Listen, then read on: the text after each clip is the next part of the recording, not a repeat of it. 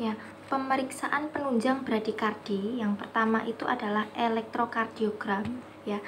Nah, elektrokardiogram 12 sandapan rutin itu bisa memberikan informasi yang layak mengenai berbagai aritmia terkait dengan disfungsi simpul sinus, menegakkan diagnosis berbagai blok AV dengan analisa interval P sampai R, durasi QRS, fenomena Wenckebach, dan juga denyut ventricle, serta mengidentifikasi berbagai jenis keterlambatan konduksi. Pada pasien dengan gejala paroksismal akibat bradiaritmia dan tidak dijumpai kelainan konduksi yang signifikan pada EKG, itu bisa dilakukan pemantauan elektrokardiografi secara kontinu, yaitu selama 24 jam hingga 48 jam menggunakan Holter ataupun dengan menggunakan external event recorder yang bisa merekam dan juga menyimpan data sampai dengan 30 hari.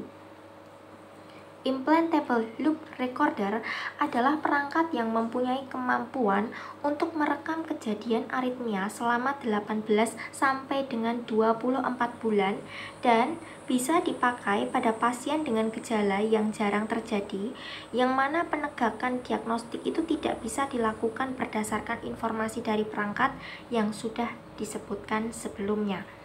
Kemudian yang kedua adalah tes otonom. Kelainan pada kontrol otonom terhadap simpul sinus yang bisa disertai pula dengan penyakit intrinsik pada simpul sinus itu akan mengakibatkan gejala klinis dan juga perubahan pada elektrokardiografi. Hal ini bisa dinilai dengan mengamati respon denyut dan juga irama jantung pada pemijatan sinus karotis, uji head up tilt ya, dan falsafa manuver. Dalam situasi tertentu seperti blok AV2 banding 1, beberapa manuver seperti pemijatan sinus karotis, atropin, dan uji latihan mungkin dibutuhkan untuk menentukan tingkat blok AV. Nah, pada pasien dengan blok AV total pada tingkat simpul AV, irama lolos ya. Penghubung yang dihasilkan biasanya juga akan menjadi lebih cepat dengan pengaruh latihan. Nah, berbeda dengan irama lolos ventricle pada blok infranodal yang biasanya tidak mengalami perubahan. Evaluasi farmakologis terhadap simpul sinus itu bisa dilakukan dengan pemberian atropin, isoproterenol, dan propanolol. Sesudah injeksi atropin 0,04 mg per kgbp secara intravena 4 ya, IV, detak jantung itu juga meningkat sebesar 15% dan mencapai lebih dari 90 denyut per menit.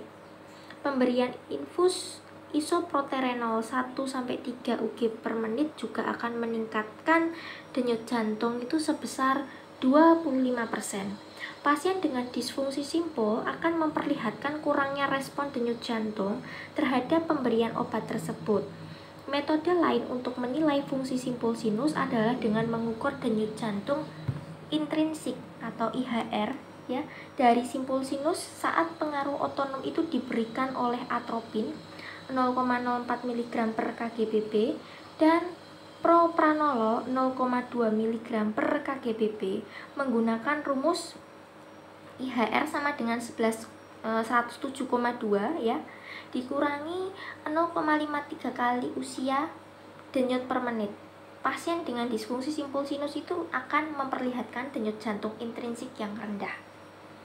Kemudian yang ketiga adalah studi elektrofisiologi ya. Nah, selain menilai fungsi simpul sinus, studi elektrofisiologi invasif itu bisa memberikan informasi ya tentang etiologi potensial lainnya terhadap gejala pingsan dan palpitasi seperti blok AV, takikardi supraventrikular, takikardi ventrikel. Studi elektrofisiologi itu biasanya tidak dibutuhkan pada pasien dengan bradiaritmia yang itu disertai dengan gejala seperti disfungsi simpul sinus, blok AV derajat tinggi atau total, karena informasi yang diberikan oleh EKG 12 sandapan seringkali cukup memadai. Akan tetapi, studi ini bermanfaat pada pasien yang mengalami gejala dengan dugaan kelainan konduksi AV atau disfungsi simpul sinus yang tidak didukung oleh data EKG, Holter, dan pemantauan lainnya secara ambulatori, atau pada kasus blok AV derajat tinggi yang menetap akan tetapi tidak menimbulkan gejala. Pengetahuan mengenai irama dan respon hemodinamik selama kondisi spontan itu adalah standar emas yang ideal untuk evaluasi. Strategi pemantauan berkepanjangan itu memberikan bukti terpercaya terhadap akurasi diagnostik. Akan tetapi, terjadi penundaan dalam diagnosis dan terapi.